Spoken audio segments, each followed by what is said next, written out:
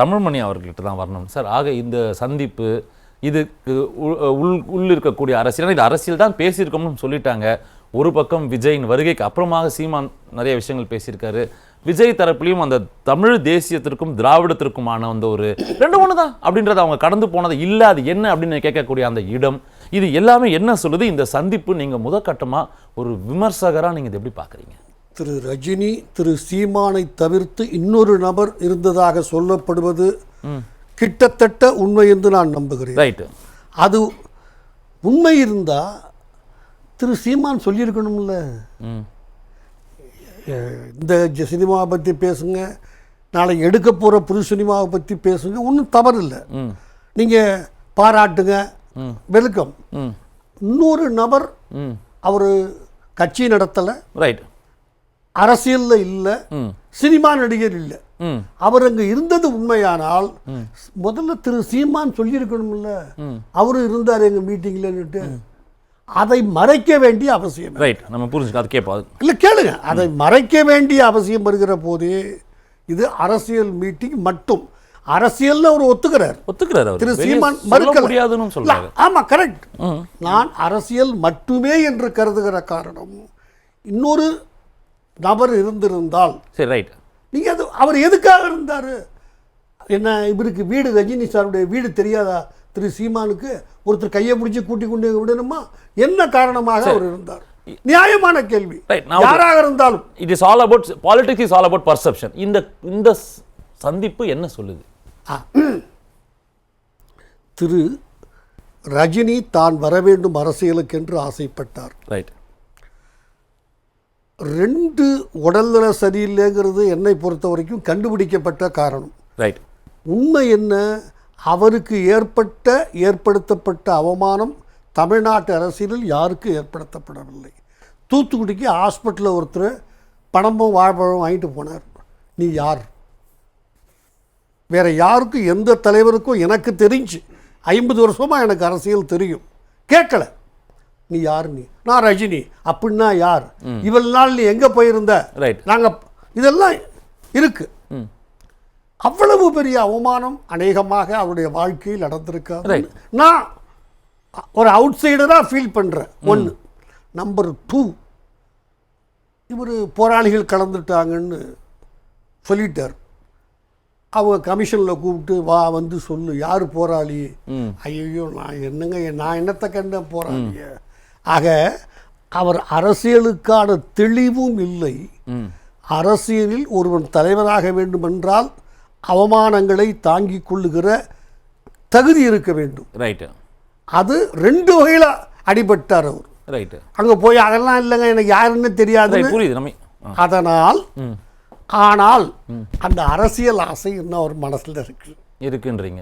பல நேரங்களில் இல்லவே அரசியல் கேள்வியே தவிர்த்துறாரு. ஏர்போர்ட்லயும் பஸ் மக்களை சந்திக்கிற பதில் சொல்லி தானே மாட்டினாரு. போராளின்னு சொல்லி கூப்பிட்டு எனக்கு போராளினா யாருன்னே தெரியாது. எதுக்கு? அப்படிப்பட்டவரை சீமான் சந்திக்க வேண்டிய அவசியம்? யாரு? அப்படிப்பட்ட ரஜினிகாந்த். சீமான் நல்ல கேள்வி சார். இந்த காக்கா கதை ஞாபகம் இருக்கா? 2 பேர் பேசினாங்களே, திரு விஜயும் பேசினாரு, ரஜினியும் பேசினாரு. கழுகு காக்கா. ரைட். அதான் டயத்தை வேஸ்ட் பண்ணக்கூடாதுங்கிறதுக்காக ஒரு ஹிண்ட் கொடுத்துட்டேன். பார்க்குறவங்களுக்கு தெரியும். ரைட். அந்த கதை 2 பேரும் பேசுனது நீங்க ஏத்துக்கிட்டீங்கன்னால், அங்கேருந்து நான் ஆரம்பிக்கிறேன். புரியுது. ஏத்துக்கிட்டீங்கன்னால் 200 கோடி ரூபாய் உச்சபட்ச நடிகர் 100 தடவை அவரு சொல்றாரு, உங்க அப்பா சொல்றாரு, ஏனைய ஆட்களும் அவரை உச்சபட்ச நடிகர். எனக்கு கோபம் வரதான் சார் செய்யும். நான் ரஜினியாக இருந்தால் எனக்கு ஒரு வருத்தமும் வேதனையும் வரத்தான் செய்யும், சகஜம் யாருக்கும். அதனால் தான் அந்த காக்கா கதை வந்துச்சுன்னு நான் தப்பா இருந்தா போயிட்டு போறேன். நான் உங்களுடைய அவ்வளவுதான் நான் பார்க்கிற பார்வை. அந்த பின்னணியில் நீங்கள் ஏற்றுக்கொண்டால் இவர் போய் சந்திச்சதுங்கிறது, நீங்கள் புரோ ஹிந்துத்துவா, யார்? திரு ரஜினி. கோயிலுக்கு போவீங்க, தவம் பண்ணுவீங்க, குகைக்கெல்லாம் போவீங்க. முதல் பத்திரிக்கை கூட தமிழ்நாட்டில் உங்களுக்கு தான் கொண்டாந்து ராமர் கோயிலுக்கு கொடுத்தாங்க, போயிட்டு வந்தீங்க. நீங்கள் அவர் இந்துத்துவாவை எதிர்க்கிறார், பாஜகவை எதிர்க்கிறார், அனௌன்ஸே பண்ணுறாரு. விஜய் அனௌன்ஸே பண்ணுறாரு. பண்ணல இல்ல முடிச்சிட்டோம் வரேன். எனவே நீங்கள் இவருக்கு ஒரு பெரிய வீக்னஸ் இப்போ திரு சீமானுக்கு என்ன, அவரே சொல்றாரு, கட்சியை விட்டு பல பேர் போயிட்டாங்களே, அவர் இல்லைன்னு பதில் சொல்லலை, நாங்கள் ஸ்லீப்பர்ஸ் எல்லாம் அனுப்பிச்சி வச்சிருக்கிறோம், அவர் இல்லை யாருமே போகலை, போனவங்கள சின்ன சின்ன ஆட்களை பெருசுப்படுத்த வேணான்னு சொல்லியிருந்தாருன்னா அது வேறு. அவர் ஆமாம் போயிட்டாங்க, நாங்கள் ஸ்லீப்பர்ஸ் எல்லாம் வேறு கட்சிக்கெல்லாம் அனுப்பிச்சி வைக்கிறோம். அந்த ஒரு வீக்னஸ் இப்போ அவருக்கு. பேர்கள் எல்லாம் வேண்டாம், எல்லாருக்கும் தெரியும் யார் யாரெல்லாம் வெளியே போனாங்க வேணாம். இல்லை அதுதான் நான் சுருக்கமாக தான் சொல்கிறேன்.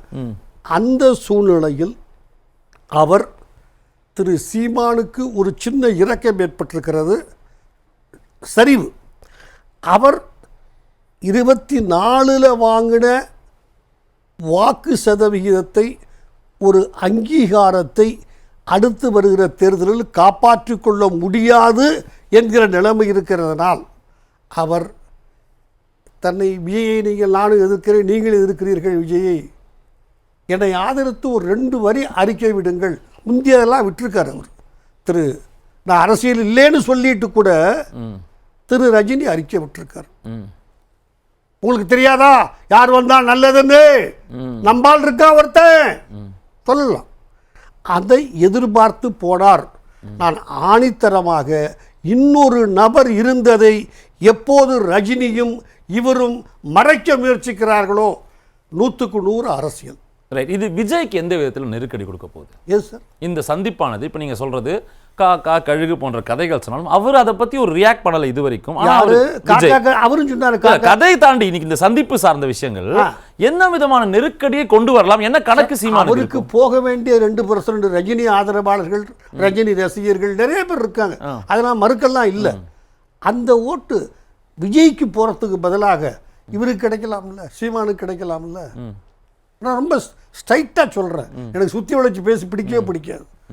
அவருக்கு கிடைக்கக்கூடிய 2% 3% ஓட்டு, ரஜினி சார்பாக கிடைக்கக்கூடிய ஓட்டு விஜய்க்கு போகிறதுக்கு பதிலாக அவர் நம்மளால் அவரை ஆதரிக்கலை, நம்ம சீமான் தேவைன்னு நினச்சா அது சீமான் தன்னுடைய பலத்தை காண்பிக்க உதவும். அது அந்த அளவுக்கு அவருக்கு பாதிப்பு, திரு விஜய்க்கு பாதிப்பு. ஒரு அரசியல் கணக்கு தான் பார்க்குறீங்கன்னா 1.5 வருஷத்தில் ஈஸியாக தொண்டர்களை ரசிகர்களை தொண்டர்கள் ஆக்கிட போகிறாரு. இதுக்கு தான் அவர் 2/2/2024 அறிவித்தார். நாங்கள் தேர்தலை அவங்க ரசிகர்கள்லாம் ஒரு சாம்பிள் டேட்டா டெஸ்ட்டாக பார்த்தாங்க, அவர்களுக்கான அரசியல் ஞானமும் அரசியல் அறிவும் வந்துருச்சு, இனிமேல் எந்த கவலையும் இல்லை, நாங்கள் யாரை பற்றும் பயப்பட வேண்டிய அவசியமும் இல்லை, இந்த தேர்தலுக்கு நாங்கள் தெளிவோடு தான் இருக்கோம் அப்படின்றது விஜய் தொண்டர்களுடைய வாதமாக இருக்குது. ஆயிட்டாரா நிமிஷம் வரைக்கும் திரு விஜயே அரசியல்வாதியாக மாறலை. ரைட். நடிகராகத்தான் இருக்கிறார். வந்தவங்களும் 4 லட்சம் பேரோ 7 லட்சம் பேரோ எனக்கு கணக்கு தெரியாது. ரைட். அவர்களும் ரசிகர்களாகத்தான் இன்னைக்கு வரைக்கும் இருக்கிறாங்க. அவர் கொள்கை முழக்கம் ஒன்று கொடுக்குறாரு. யார் சார்? விஜய் அன்னைக்கு பேசும்பொழுது நம் மத்தியில் எதிர்ப்பு, மாநிலத்தில் நீட்டு சம்பந்தமாக, திராவிடம், தேசியம், தமிழ் தேசியம். தொடர்ந்து டிவி பார்த்தேன், ஒருத்தர் கூட நல்ல கருத்துக்களை சொன்னார்னு சொல்லலை. நாங்கள் அவரை பார்க்க வந்தோம், எங்களை பார்க்க விடலை. திருப்பி திருப்பி திருப்பி சொல்லப்பட்ட கலந்துக்கிட்டவங்க, நாங்கள் அவரை பார்க்க வந்தோம், எங்களை பார்க்க விடலை. ஒருவேளை காமிக்கிறோன்னு கூட்டியாந்துருக்கலாம், சகஜம்தான், பார்க்க விடலை. ஒருத்தர் கூட நான் தொடர்ந்து லேடிஸும் பார்த்தேன், நல்ல கருத்துக்கள்லாம் சொன்னார். ஒரே ஒரு ஆள் சொன்னார்னு இப்போ யாரையா சொல்லுங்க. தொடர்ந்து பேட்டி எடுத்தாங்க. இல்லை, இந்த நிமிஷம் வரைக்கும் அவர் அரசியல்வாதியாக 1 மாதம் ஆக போகுது. அவர் இது 27 மாற்று கட்சிகளிலிருந்து இவர் ஜெயிப்பார் அப்படிங்கிற ஒரு நம்பிக்கை வந்துச்சுன்னா அரசியலில் பொதுவாக 4 முன்னாள் அமைச்சர் வேற கட்சி, 10 முன்னாள் எம்எல்ஏ, 6 முன்னாள் எம்பி, 8 மாவட்ட செயலாளர் ஓடி போய் ஒரு வீட்டில் டிசம்பர் இறுதி வாக்கில் தமிழக சுற்றுப்பயணம் அப்படின்னு சொல்றாரு. ஒருவேளை அதுல அந்த எழுச்சி வராதா? ஸோ இவரு தான் தேடிட்டு போவார்னு நீங்க சொல்றீங்க. அவர் போகட்டும், யார் இந்நேரம் சார், இதுதான் தமிழ்நாடு.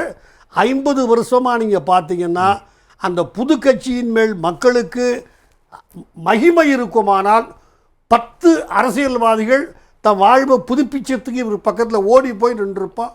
இன்னைக்கு வரைக்கும் யாரும் ஓடி போய் நிற்கலை. ஆனால் அவ்வளவு வாக்கா மாறும். ம். அவன் இன்னும் ரசிகனா இருக்கான். நான் சொல்றேன், ரசிகன் வாக்களிப்பான். அவனுக்கு ஒரு வாக்கு இருக்குல்ல, ரைட். அவன் பொண்டாட்டிக்கு வாக்கு இருக்குல்ல, ரைட். அதனால வாக்களிப்பான். அதில் ஒன்றும் ஒரு அளவுக்கு வாக்கு வரும்னா பொது வாக்குகளும் போகத்தான் செய்யும். அது ரஜினி வாக்கு போயிடக்கூடாதுன்னு சீமான் நினைக்கிறாருன்னு நான் கருதுகிறேன். எப்போ எனக்கு தெரியாது. 1.5 மணி நேரம் ஒரு 3ஆம் நபரை வச்சு பேசிட்டு 3/4 மணி நேரம் அவரை வெளியே போக சொன்னால் அது அரசியல் மட்டும்தான்.